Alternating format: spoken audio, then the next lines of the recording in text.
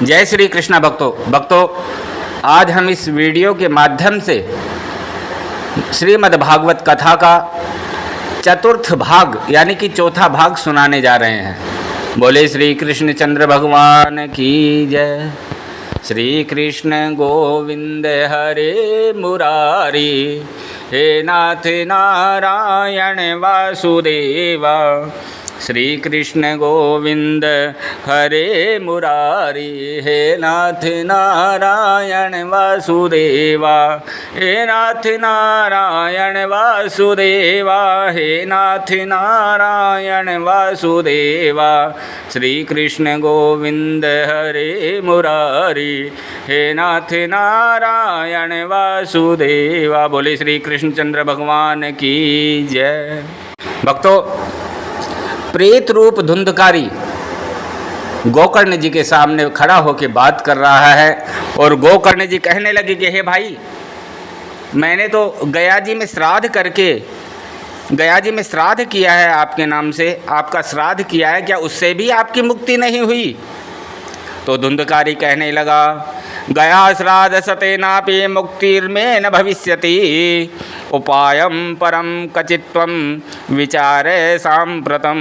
हे भाई, गया जी में सैकड़ों श्राद्ध करने पर भी मेरी मुक्ति नहीं होगी, आप कोई दूसरा उपाय सोचिए। उसकी प्रार्थना पर गोकर्ण जी ने भगवान सूर्यदेव से पूछा, प्रार्थना की, तुभ्यम नमो जगत साक्षिन् ब्रूहि में मुक्ति हेतुकम। हे प्रभु, इस प्रेतात्मा की मुक्ति का उपाय बताइए। भगवान सूर्यदेव ने कहा कि श्रीमद् भागवत कथा सुनने से ही मुक्ति होती है, अतः श्रीमद् भागवतान मुक्ति सप्ताहम वाचनम कुरु। दृष्टि दो प्रकार की होती है, एक बुद्धि की दृष्टि, दो भाव की दृष्टि। भाव से भगवान के दर्शन स्मरण करोगे तो भगवान दर्शन देते हैं। सुखानुभूति कराने वाली दो वस्तुएं होती हैं, सुख की अनुभूति कराने के लिए दो वस्तुएं होती हैं, एक मुक्ति और दो मस्ती। मस्ती मतलब भजन की मस्ती। हे गोकर्ण, तुम 7 दिन में उसका पाठ कर डालो। तत्पश्चात श्री गोकर्ण जी महाराज ने श्रीमद् भागवत कथा का आयोजन किया। अपार जनसमूह एकत्र हुआ। प्रेत बना हुआ धुंधकारी भी 7 गांठ के एक बांस के छिद्र में बैठकर कथा सुनने लगा। अब ये 7 गांठें क्या क्या हैं भक्तों? 1 शब्द, 2 रूप, 3 रस, 4 स्पर्श, 5 गंध, 6 राग और 7 द्वेष। 2 मन की गांठ हैं। प्रतिदिन बांस की एक एक गांठ फटने लगी और भागवत के 12 स्कंधों की कथा सुनकर के धुंधकारी प्रेत योनि से मुक्त हो गया। बोलिए श्रीमद् भागवत कथा पुराण की जय। बोलिए श्री कृष्ण चंद्र भगवान की जय। मुक्त हो गया तथा दिव्य शरीर धारण करके पीतांबर, कुंडल और तुलसी की मालाओं से सुशोभित होकर के गोकर्ण से कहने लगा, आपने मुझे प्रेत योनि से मुक्ति दिलाकर कृतार्थ कर दिया। भारतवर्ष में श्रीमद् भागवत कथा जिसके कानों ने नहीं सुनी, वो प्राणी पानी के बुलबुले के समान नष्ट ही समझना चाहिए। श्रोत्रम श्रुतेनैव न तु कुंडलिनेन दानेन, पाणिर्न तु कंकणेन विभाति काय वरुणा पराणा, परोपकारैर्न तु चंदनेन। और जिसमें जिन हरि कथा सुनी नहीं कान्हा, श्रवण रंध्र अहि भवन समाना। श्रीमद् भागवत के श्रवण से प्राणी के सारे संशय दूर होकर हृदय की ग्रंथियों का भेदन हो जाता है और सारे पाप नष्ट हो जाते हैं। तभी आकाश से विमान आया और धुंधकारी उसमें बैठकर जाने लगा। तब गोकर्ण जी महाराज ने देवदूत से कहा कि मेरी कथा तो इन सभी ने सुनी है, यह कथा सभी ने सुनी है, फिर खाली धुंधकारी के लिए ही ये विमान क्यों आया? इसके लिए कहने लगे, वासुदेव कथा प्रश्न पुरुषा स्त्रीन पुनाति, वक्तारम प्रथिकम श्रोत्रुस्तम पादम सलिल यथा। धुंधकारी को प्रेत जीवन से मुक्ति मिली। हे ये प्रेत जीवन सत्य है। गोकर्ण जी महाराज बोले, जब कथा सुनकर सब मनुष्य पाप रहित हो गए तो सबके लिए विमान क्यों नहीं आए? पार्षद बोले, श्रवणस्य विभेदेन फल भेदोत्र संस्थिता, कि महाराज श्रवण करने में फर्क होता है, श्रवण किस तरह किया जाए। हे गोकर्ण जी, कथा सुनी सबने है परंतु सुनने में भेद हो गया है। सुनी सबने है परंतु धुंधकारी की तरह मनन किसी ने नहीं किया। संदिग्धो ही हतो मंत्रो व्यग्रचित्तो हतो जपः, अवैष्णवो हतो देशो हतम श्राद्धम पात्रकम। शंका होने से मंत्र से फल नहीं मिलता, चंचल चित्त से जप नष्ट हो जाता है। जिस देश में वैष्णव नहीं रहता वह देश नष्ट हो जाता है और अयोग्य व्यक्ति की उपस्थिति से श्राद्ध नष्ट हो जाता है। इसलिए कोशिश करनी चाहिए कि श्राद्ध कर्म जब करें तो अयोग्य व्यक्ति वहाँ उपस्थित ना हो। इन सब ने कथा तो सुनी है पर ऐसी सुनी न सुनी एक बराबर रही। विष्णु भगवान के पार्षद कहने लगे, ऐसी कथा सुनने से क्या फ़ायदा? जो कथा में शांति से मन लगाकर सुनते हैं तब फल प्राप्त होता है। एक बार आप पुनः कथा कहिए। ये सब यदि एकाग्र मन से कथा को श्रवण करेंगे तो अवश्य वैकुंठ प्राप्त होगा। श्री गोकर्ण जी ने पुनः श्रावण मास में कथा सुनाई और सबकी मुक्ति हुई। 7 दिन के अंत में विमान तथा भक्तों के साथ भगवान भी आए और पांचजन्य शंख की ध्वनि व जय जयकार होने लगे। बोले श्री कृष्णचंद्र भगवान की जय, बोले श्रीमद् भागवत पुराण की जय। सबको विमान में बिठाकर गोकर्ण जी महाराज आलिंगन करके देवतुल्य बनाकर गोलोक धाम को चले गए। सूत जी बोले, हे सौनक जी, कथा के फल के विषय में क्या कहूँ? जिसने अपने कानों से कर्ण न गोकर्ण कथाक्षरोय पितस्ते गर्भगता न भूय, कथा का एक अक्षर भी सुन लिया वो पुनः इस संसार में नहीं आएगा। हे मुनियों, जो फल योगियों को योग से नहीं मिलता वह भागवत के श्रवण से प्राप्त हो जाता है। इस इतिहास को सांडिल्य मुनि चित्रकूट पर्वत पर रोज पाठ करते हैं। अब कथा की विधि क्या है, भागवत की विधि करने की और सुनने की क्या विधि है, आइए सुनते हैं। सनकादि मुनि कहने लगे, हे नारद, अब तुम जिस श्रीमद् भागवत की कथा से धुंधकारी का मोक्ष हुआ उसके श्रवण की विधि सुनिए। सर्वप्रथम ज्योतिषियों को बुला करके मुहूर्त निकलवा कर जिस प्रकार विवाह के लिए धन एकत्र किया जाता है उसी उत्साह से धन एकत्र करें। भाद्रपद, आश्विन, कार्तिक, मार्गशीर्ष, आषाढ़, श्रावण मास तथा सुनने वाले के लिए मोक्ष देने वाले हैं। स्थान स्थान पर सूचना भेजें कि अमुक स्थान पर श्रीमद् भागवत की कथा हो रही है। साथ ही यहाँ 1 सप्ताह तक महापुरुषों का सत्संग होगा। अतः आप श्रीमद् भागवत रूपी अमृत का पान करने अवश्य आएँ, अवश्य पधारें। आप सभी सादर आमंत्रित हैं। आने वाले अतिथियों के लिए स्थान, आवास और प्रसाद की उचित व्यवस्था कर देनी चाहिए। सप्ताह प्रारंभ होने से 5 दिन पूर्व ही सारी व्यवस्था व सब वस्तुएं एकत्र करके रख लेनी चाहिए। केले के खंभों, पुष्पों, ध्वजा, पताकाओं से सुंदर मंडप सजाना चाहिए। मंडप के चारों ओर सुंदर चांदनी आदि मौसम के अनुसार लगानी चाहिए। यदि वक्ता का मुँह पूर्व को हो तो मुख्य श्रोता का मुँह उत्तर को हो, और यदि वक्ता का मुँह उत्तर को हो तो श्रोता यानी कि परीक्षित का मुँह पूर्व दिशा में रहना चाहिए। धूप, दीप, श्रोताओं को बैठने को फर्श, दरी, पट्टी आदि की उचित व्यवस्था होनी चाहिए। विरक्तो वैष्णवो विप्रो वेद शास्त्र विशुद्धिकृतः, दृष्टांत कुशलो धीरो वक्ता कार्यतिनी स्पृह। भक्तों, कथा कहने वाला विरक्त विष्णु भक्त और वेद शास्त्र का ज्ञाता होना चाहिए। दृष्टांत देने में कुशल और शांत चित्त वाला और धीर होना चाहिए। वक्त्रा समम न चैवोच्चम श्रोत्रनामासनवरम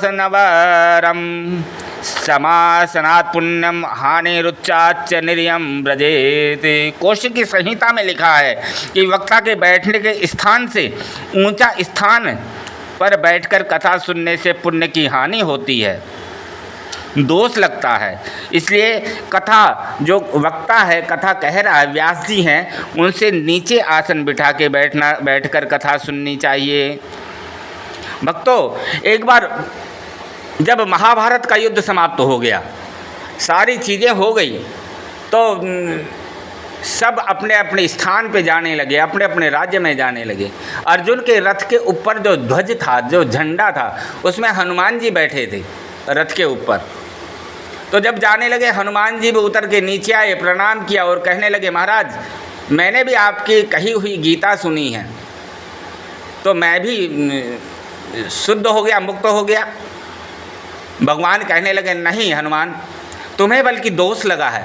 कि कैसे? कि तुमने कहने यानी कि व्यास से ऊपर बैठ के कथा सुनी है, इसलिए तुम्हें पिशाच नाम का दोष लगा है। तुम गीता का पुनः पाठ करो तो वो पिशाच नाम का दोष समाप्त हो जाएगा। और हनुमान जी ने वही किया और उस दोष से मुक्ति पाई। कथा कहने वाले के साथ उतना ही योग्य पंडित रखना चाहिए जो श्रोताओं की शंकाओं का समाधान कर सके। सर्वप्रथम श्रीफल मंगल द्रव्यों से श्रीमद् भागवत की पूजा करनी चाहिए। हे श्री कृष्ण रूप स्वरूप, आप मेरे मनोरथों को पूर्ण करिए। 5 ब्राह्मणों का वर्ण करना चाहिए। एक ब्राह्मण से 12 मंत्र का सप्ताह पर्यंत जाप कराना चाहिए। तत्पश्चात ब्राह्मणों, संतों व कीर्तन करने वालों को प्रणाम करके व्यासासन पर बैठना चाहिए। उसमें धरनि धरी सीमा, करहूँ कृपा जन जाने मुनीसा। और भक्तों, कथा में दोपहर को विश्राम देना चाहिए। वक्ता और श्रोता दोनों को अल्पाहार आवश्यक है। श्रोता को उपवास करके कथा श्रवण में व्यवधान आए तो एक समय भोजन करे। यदि श्रोता बिना दीक्षा लिए हुए है तो विष्णु दीक्षा विहीनाम नाधिकान कथा श्रवे। महाभारत कथा वक्ता और श्रोता को ब्रह्मचर्य का पालन करना चाहिए। पत्तल पर ही प्रसाद पाना चाहिए। दुष्ट म्लेच्छ भगवान और विप्रों से द्वेष करने वाले से भाषण नहीं करना चाहिए। किसी को झूठा भोजन न दें। नोच्छिष्टम कश्य चिदद्यात उच्छिष्टम भोजन स्वान। उत्कृष्टम शिष्टम उच्छिष्टतम। भोग लगा हुआ प्रसाद जो भंडार गृह में शेष रहता है वह झूठा नहीं है। सप्ताह की समाप्ति पर यथाशक्ति वक्ता और पुस्तक की पूजा करें। अन्य ब्राह्मणों को भी यथाशक्ति दक्षिणा दें। श्रोताओं को मधुर प्रसाद की व्यवस्था करें। श्रोता विरक्त हैं तो दूसरे दिन गीता का पाठ कराएं। यदि गृहस्थ हैं तो तिल, चावल, शहद, घृत तथा सुंदर खीर बनाकर हवन कराना चाहिए। अवशिष्ट दोषों के लिए विष्णु सहस्रनाम का पाठ कराना चाहिए। तदनंतर कम से कम 12 ब्राह्मणों को मधु और खीर का भोजन तथा दक्षिणा देकर तृप्त करें। यह कथा अर्थ, धर्म, काम और मोक्ष देने वाली है। सनकादि बोले, हे नारद, सब शास्त्र दूध और भगवान घी, सब शास्त्र आम के वृक्ष भागवत आम, सब शास्त्र ईख और श्रीमद् भागवत चीनी मिश्री है। निस्वार्थ भाव से सेवा करना भागवत धर्म है। कथा स्थल पर चौका लगाना, झाड़ू लगाना, जल सेवा करना, दरी फर्श बिछाना, श्रोताओं के लिए बिठाने की समुचित व्यवस्था करना भागवत धर्म है। पैसे तय करके कथा कहना भागवत धर्म नहीं है। अब भक्तों, भागवत क्या है? भागवत शब्द का क्या मतलब है?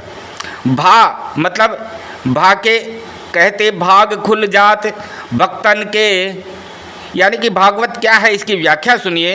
भा के कहते भाग खुल जात भक्तन के, गए के कहते गुमान मिट जात है। वह के कहते वर्ण होता विष्णु भक्तन में, तय के कहते सिंधु तर जात है। भय मतलब भक्ति, गय मतलब ज्ञान, वै मतलब वैराग्य और तय मतलब त्याग। भागवत का मतलब है कि भक्ति, ज्ञान, वैराग्य और त्याग। अर्थात जब प्राणी के मन में भक्ति का उदय होगा तभी ज्ञान प्राप्ति होगी। ज्ञान होने से ही वैराग्य होगा और वैराग्य होने पर ही प्राणी त्याग करने में सक्षम हो सकता है। श्रीमद् भागवत की कथा सर्व सिद्धांत निष्पन्नम अर्थात सबका भला करने वाली है। सनकादि मुनि कहने लगे, हे नारद जी, नरम ज्ञानम ददति इति नारदः लोक विग्रह कारक नारद लोक रंजको नारदः।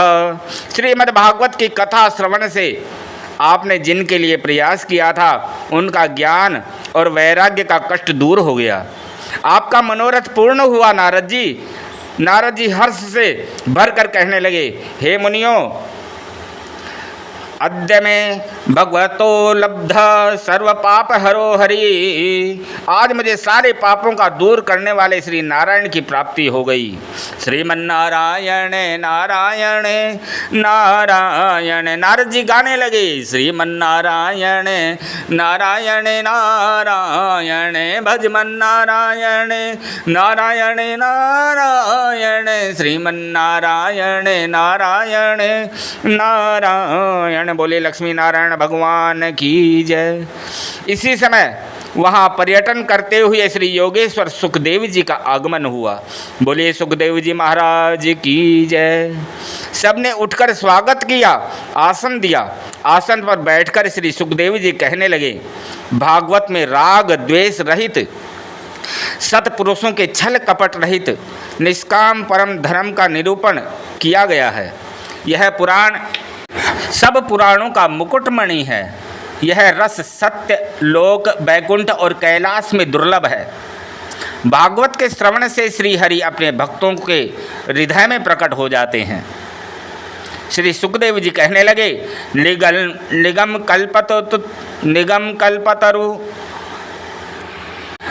कल्पतरोर्गलितं फलं सुख मुखादमृत द्रव संयुतं पीवत भागवतं रसामालयं मुहुरहो रसिका भुवि भावुका।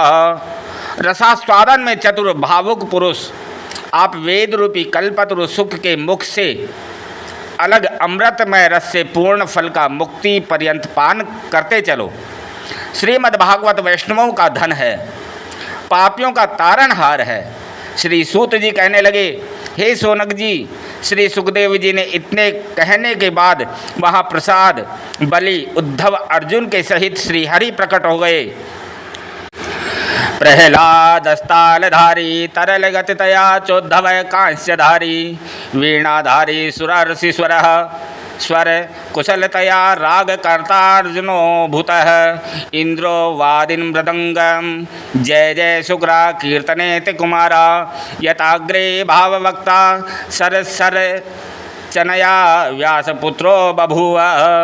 प्रहलाद ने ताल बजाया, उद्धव ने विजय घंट, नारद ने वीणा, अर्जुन ने राग उठाया, इंद्र ने मृदंग बजाया। सब देव जय जयकार करने लगे। बोले श्रीमद् भागवत पुराण की जय। बोले श्री कृष्णचंद्र भगवान की जय। और सब गाने लगे, श्री कृष्ण गोविंद हरे मुरारी हे नाथ नारायण वासुदेवा। श्री कृष्ण गोविंद हरे मुरारी हे नाथ नारायण वासुदेवा। हे नाथ नारायण वासुदेवा। हे नाथ नारायण वासुदेवा। श्री कृष्ण गोविंद हरे मुरारी हे नाथ नारायण वासुदेवा। नारदादि ऋषि नारदादि श्री हरि की पूजा करने लगे। नृत्य होने लगा, कीर्तन होने लगा। उस कीर्तन का दर्शन करने पार्वती सहित शंकर जी भी आए। बोले भोले शंकर भगवान की जय।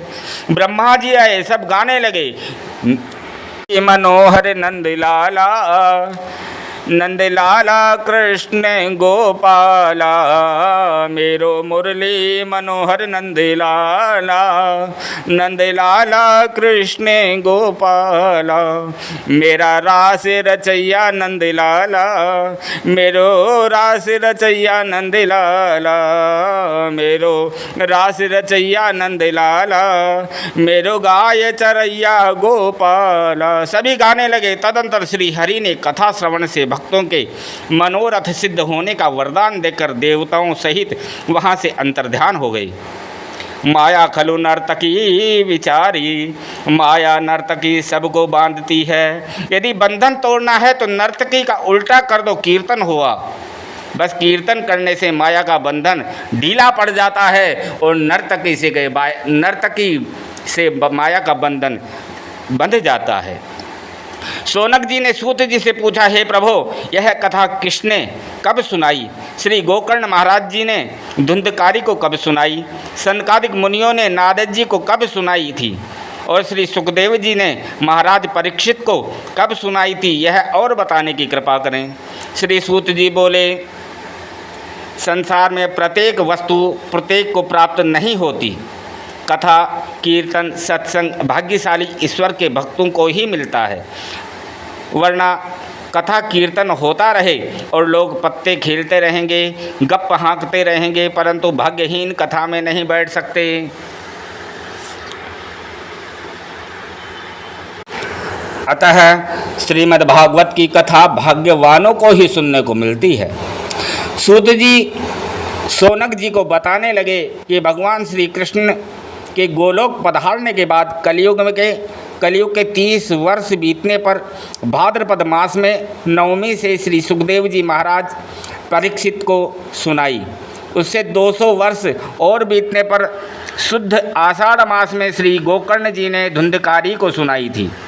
उसके बाद कलयुग के 30 वर्ष बीतने पर कार्तिक मास शुक्ल पक्ष में सनकादिक मुनियों ने नारद जी को भी यह कथा सुनाई थी।